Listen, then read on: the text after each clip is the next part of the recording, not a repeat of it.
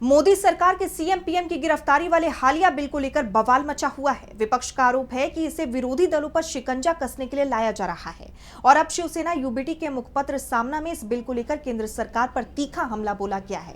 साथ ही गृह मंत्री अमित शाह को चेतावनी भी दी गई है कि जिन लोगों की जगह जेल है उन्हें सीएम या डिप्टी सीएम का पद भी नहीं मिलना चाहिए, जिसके बाद खुद बीजेपी ही इस बिल पर फंसती नजर आ रही है। तो क्या कुछ लिखा है इस लेख में, जानेंगे इस रिपोर्ट। संसद के मॉनसून सत्र में मोदी सरकार ने एक ऐसा बिल पेश किया जिसके तहत चाहे वो प्रधानमंत्री हो या फिर मुख्यमंत्री, अगर 30 दिन के लिए जेल गए तो उन्हें अपनी कुर्सी छोड़नी पड़ेगी। इस बिल को लेकर संसद में तो विपक्ष ने अपना विरोध जताया ही, और अब सदन के बाहर भी हर माध्यम से विपक्षी दल अपना विरोध जाहिर कर रहे हैं। और अब तो खुद मोदी सरकार भी इस बिल के जाल में फंसती हुई दिखाई दे रही है। उद्धव ठाकरे की शिवसेना यूबीटी ने गृह मंत्री अमित शाह को सीधी चेतावनी दे दी है।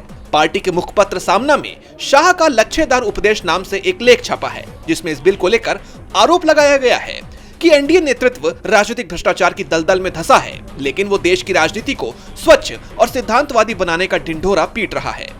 लेख में सरकार को घेरते हुए कहा गया है कि प्रधानमंत्री और मुख्यमंत्री की जवाबदेही तो होनी ही चाहिए, लेकिन ऐसे नियम भी होने चाहिए ताकि दागी लोग किसी पद तक पहुंच ही ना पाएं। लेख में आगे लिखा गया है कि किसी भी सरकार को जेल से चलाने की जरूरत नहीं है। अगर कोई ऐसा करता है तो ये जनता के साथ अन्याय होगा।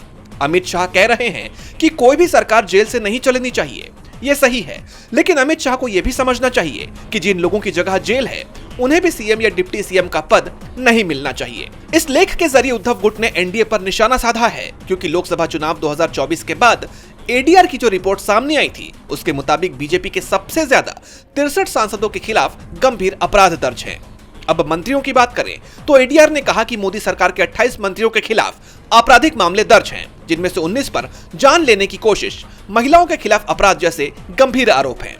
यानी उद्धव गुट ने गृह मंत्री शाह को चेतावनी ही दे दी है कि पहले अपनी पार्टी के मंत्रियों का रिकॉर्ड तो झांक लें। ऐसे कानून की ज्यादा जरूरत है जो ऐसे लोगों को मंत्री पद तक पहुंचने से रोके। अब इस पर अमित शाह क्या प्रतिक्रिया देते हैं, ये देखने वाली बात होगी। डीबी लाइव की रिपोर्ट।